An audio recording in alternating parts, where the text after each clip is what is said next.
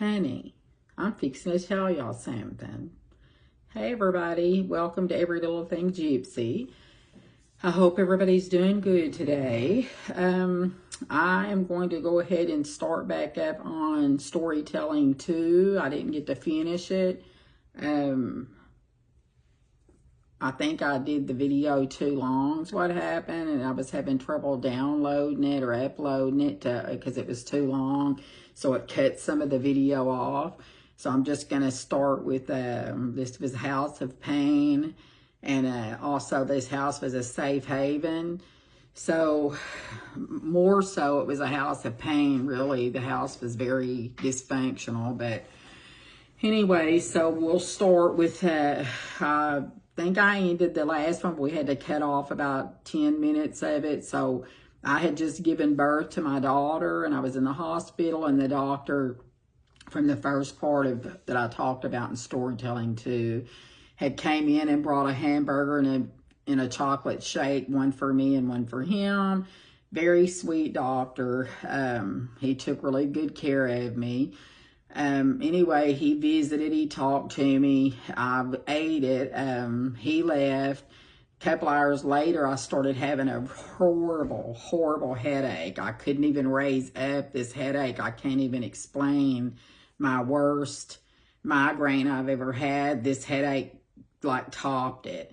If you watch the other video, they had done something called a saddle block. You know, they do those things when you have babies now, epidurals. Back in the day when I had baby at 13 in 73, it was like a saddle block where they actually injected in the vaginal area, and it was supposed to numb you from the waist down or the hips down. In my case, that didn't work, so they had to I was crying, please. Plus, I looked up at this big mirror they had facing right down, and it looked awful, like what I was seeing. So, which was actually the head of the baby, and it was just awful at being 13. And so he told him, give her gas. So I remember him saying, count down from 10, take deep breaths, and I was taking them fast. And all I remember is waking up and them telling me, you know, you had a little girl. I wanted to see her. So when they were taking me to my room, I was sedated. They took me through the back part of the nursery, and they let me look at her. And then I went to my room. As I said, once I probably skipped or got to something else, but as I got out, a few hours after is when that headache hit. It was horrific. It was so bad. So they were coming and giving me medicine for it, and it would ease up a little bit, but it kept coming back. And then they would come in there and spray something on me, or stitches, and then they'd put a light on it, and then I'd have to go do sitz baths. And after about 3-4 days, well, my grandmother came and got me, and she took me back to that house of pain and safe haven. Actually, I would have to say the house was a safe haven at this point, because I don't know where I would have went if it wouldn't have been for my grandma at this point to take me back there. This is where my mom starts abusing me, is after I have my daughter and I get home. I'm 13. As I've said probably too many times. But anyway, my grandmother has me to get in the bed, which I really desperately needed. I didn't know what I was supposed to be doing. I was in pain. I was hurting.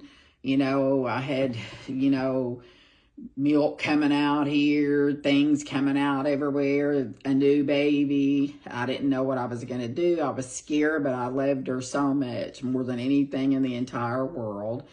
My grandmother did help me. She helped me, but then these headaches started in, and I got where I couldn't even lift my head up off the pillow without crying. It was horrible. This is the first time I remember my mother actually being horribly mean. Like, she kind of verbally abused me off and on, along with other people, I'm sure. But I remember her coming in there, and it was like 2 days after. I could not get up. It's like, it was horrible. And she told me, you need to get out of the bed. You're freaking lazy. you're going to get up. And I was crying and told her I couldn't raise up. My head hurt really bad. Well, she just grabbed me by my hair. And in this house of my grandmother's was really old, so you have to understand that how this house was built. Like the floors on some of them were like concrete under the linoleum. And the back part of the house, it was, at least in the bedroom I was in, I think that other room next to it was too, that floor was like a concrete floor with linoleum on it. She grabbed me by the hair and she flung me, like yanked me out. And I remember falling off. And these beds my grandmother had were tall beds. And these people in the older times, even when I was a child way back, their beds were real tall, their mattresses. And so I got flung off in the floor on the concrete. My grandmother comes running in there and she's like, what's happening? And she sees me on the floor. She's like, what the hell just happened? And then I'm crying and told her, my mom's like, she's lazy. She's going to get up and take care of this baby. And my grandma told her, she's sick. What's the matter with you? And my grandma, they got into a physical fight, like literally physical. My grandmother told her to get the hell out of her house. At that point, my mother left cussing at me, and at her mother too, of course. And so my grandma helped me to get in bed. I was throwing up at this point because this headache was so bad. I was so upset from getting flung out on the floor. My grandmother calls this doctor and tells him what's happening. And he's like, can you bring her in, like, to my office? I'll come and we'll open the doors and you can bring her in. I'm pretty sure, I think I know what's happening. So she drives me all the way to North, wherever. Well, I'm not going to say where we went, but we drove all the way there, which was a good ways away. He was there waiting with his nurse, and he said that what happened was that I guess there was like side effects of this saddle block thing. It didn't work. What I forgot to mention was a few hours after they gave me this saddle block like thing or whatever. I'm thinking that's what they called it back then. I could be mistaken. It's been a long time.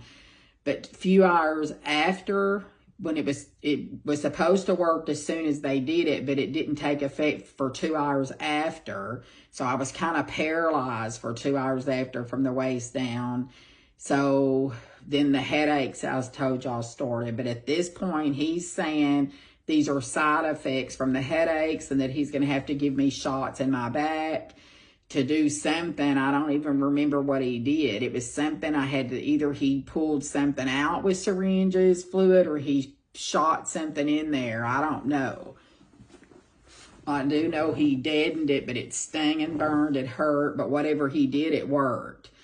Within a couple of hours, my headache started easing up, thank Jesus, because it was awful. I'll never forget that. It started easing up. We left and went back home. And I started my life and journey of trying to take care of this baby. You know, my grandmother helped me. My mom would come around and she would kind of help me, but she was kind of back and forth, you know, like with the guy she had cheated with my dad. When she was with my dad, the one I talked about earlier. You know, she was just kind of all over the place. So I was just kind of living at my grandmother's, going over to another siblings that was married, you know, back and forth.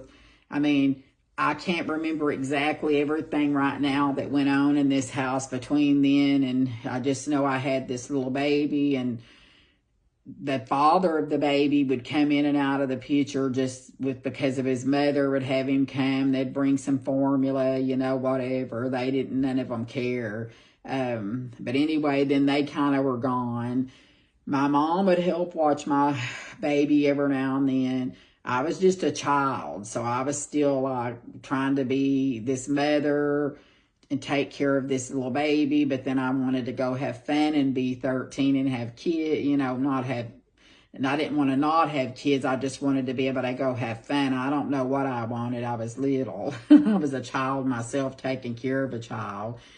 But it was horrible hell there. My grandpa, the horribleness going on, you know, he was like talking to himself, you know, people were coming in and out of this house 24/7. You never know who was coming in and out of it. My aunt would come and get with this guy and that guy, and my mother would, and then everybody would end up back there. So as I said earlier, of course, everybody was drawing food stamps, and I was on Medicaid and everything. So I'm going to kind of jump to this first person. When I lived there, there's a lot of a gap that I'm probably going to be missing out. But I'm going to be kind of talking about a lot of things because I had a lot of life, and it sounds like 60, almost 63 years. My birthday's next month, so I'll be 63. But it's like, I feel like I'm at 90, health-wise, and the way I look, and just period in general. Don't care what nobody says, because like I said, I have a lot of health issues, a lot of allergies in my older age. I've got allergic to like a lot of things. So it's hard for me to take medications. I have a lot of different things going on. So I don't care. Like, I know I look like crap. I do the best I can. I take care of my hygiene. My hair's turning gray, and I can't really use the color on it because of the allergies I have. And I really kind of don't want to anyway, from all of these ingredients they use nowadays. But my hair's wild. It's the gray in it. But anyway, so I'm going to jump. I keep getting off track on everything. Hopefully down the line I won't do this. I'll stay on a straight line, but I highly doubt that'll happen. We'll be talking about jumping around. Like I said, these videos are going to be pre-recorded for a while till I can start going live, and I'm not too scared. I have really bad anxiety. I don't know really how to do this, and I know live, if I mess up, I just do. But I will start going live, I promise, and for the ones that actually care and want to listen. And again, if you don't.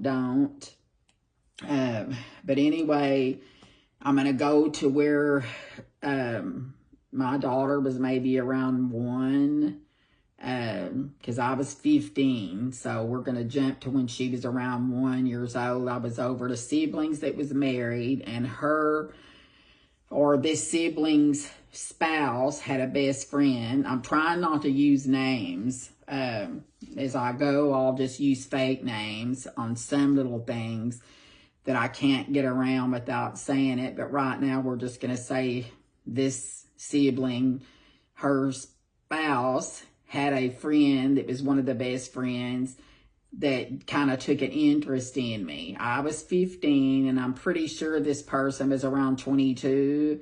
Didn't like him at all. I'm sorry. I don't want to know how. I mean, I don't go around saying people are ugly or they're, I don't say, I mean, sometimes I do, so I'd be a liar if I say I don't. But I mean, I don't intentionally look for people that I think's unattractive when I'm unattractive to a lot of people, so they say stuff about me, and that's their business. But I'm just saying, this particular person, I did not like him. He was like creepy to me. He was way older than I thought at the time, because I was, just at the time, I think I was just barely 15. I'm not sure, somewhere around there. But anyway, he kept on like talking to me, wanting to be around. I was staying at my siblings for a while. And all I know is my mom met him, and then my mom all of a sudden says, like after about a month, this guy wants to marry you, and I'm like, marry me? I'm kind of like, I don't know. I don't think I want to be doing nothing like that. And she's like, well, I just want to let you know, you really need to marry this guy, because nobody else is going to ever want you because you've had a baby. So you want to give her a home and make a life. So your best bet's just to marry him. Well, I kept telling her I don't want to marry him. I don't like him. I don't want nothing to do with him. I told her I don't think he's ugly, to be honest. He was really big guy. He He was like over 6 feet tall. He had this really deep voice. Like, I'm going to just say it. I feel bad, y'all. I really do feel bad. I told my husband that I've been with now over 30 years. We talked about this. And I told him I don't know what to say and what not to say. I'm not trying to be mean. I don't know what words, but I just want to be honest, you know? I mean, I'm sure there's a lot of people that thinks I'm disgusting, ugly, talks weird, just whatever, and I don't care. I really don't care. I'm just going to say, like I told my husband, this guy put me in the mind of somebody to do with like Lurch on the Addams Family, and like, or the Herman Munster, the cross between both of them. Like, literally, I'm not thinking this is funny. Just when I get upset or nervous, I'm going to laugh. I do that a lot in my life. I'll laugh, and sometimes people think I'm just being like a bitch, and I'm totally not. It's like if I get nervous, I'll laugh. Sometimes and a lot of times when I get mad, I'll start crying. So it's kind of hard to know if I'm mad or just scared or upset. You never know when I'm crying which one it is. But in this case, this guy, I'm like, no, I don't want no part of him. But my mom, at the time, I didn't know. Like, you know, she tried to make it sound like, you know, she had my best interest at heart whenever, like I said, I saw her and my aunt do a lot of things, and my grandmother, you know, she was more secretive about stuff. It's kind of like she knew things were going on, but she didn't participate or do it herself. Maybe when she was younger, she did, but she kind of knew. It's kind of like, you know, in them houses where you have a madam over these prostitute women or something. I mean, that's the best I can say is what in my mind nowadays I think about how this was, because in our family we have mainly all females. There's some, you know, males, but the women more dominant. There was more women in the family. Poor family. But anyway, so like I said, getting back, she's like, this is you for the best. But what it really was is she just wanted one less child to take care of, you know, and that had a child, which was their fault, because I was like 13, 12 when you should have been watching me, but you was too busy cheating while your husband was at work. And therefore you put your kids outside so that they won't say nothing, knowing you could shut them down, because that's exciting for them to be with their friends. But anyway, so long story short, she's like, whatever she had going on with this man, you know, between them two with me, it was more like she sold me off. I'm not literally saying like there was money exchanged. There could have been, who knows, because it was later in my life. So I was like a lot of things like that, but so anyway, I just remember crying. I didn't want to marry this person. I even went back to my grandmother's, you know. And then next thing I know, my mom and us is driving to get married. We get marriage license. She signs the paper. She has to sign them, or a parent. My dad's nowhere to be found. He's done hiding out like overseas from his kids because he don't want to pay child support. So I remember going there crying, you know, and I didn't really know what married was. I kind of knew what it was at that young age, but I didn't really know what was going to happen. So I do know that we get married, and that day, my mom was so happy. Of course she was, because she was rid of one kid and a grandchild.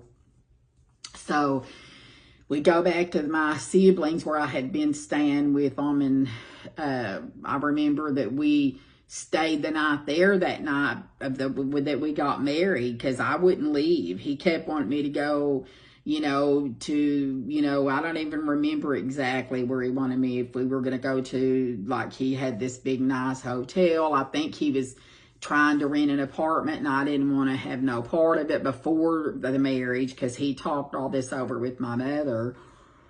I just remember the parts that I know for a fact, which is that night things happened that I didn't want to happen. But of course he was real aggressive, and and I'm his wife now. You know, he was like forceful kind of person is all I'm going to say. And I remember crying, and I just remember that I told him I want to go to my grandmother's the next day. So we went back over to my grandma's. I did. He took me, and I went there and was telling my grandma I don't want to be with him. And she's like, well, just stay here, which here we go again. I'm telling you why I say safe haven and house of pain. And it was also a house of horrors. Let me tell you, this house was all kinds of like things, personality issue things going on in people. But to me, it was these are the safe haven parts of the house. It's kind of like you might wonder, people, like, how can this house, this disgusting and dysfunctional, be a safe haven? Well,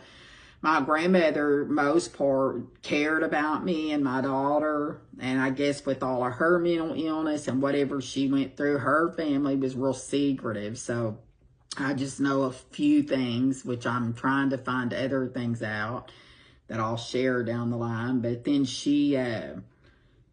I went into the bedroom where I was going to stay, like, with my daughter and him. And I don't know, things seemed to not last that long. It was like he started telling me, you know, you're going to have to do this because you're my wife. Well, you got to think, he's like 22. He could have been 24. I don't know. He was way older than me. I was just 15. And he kind of more or less would treat me like I'm a child and tell me what I'm going to do. And I'd say, no, I'm not.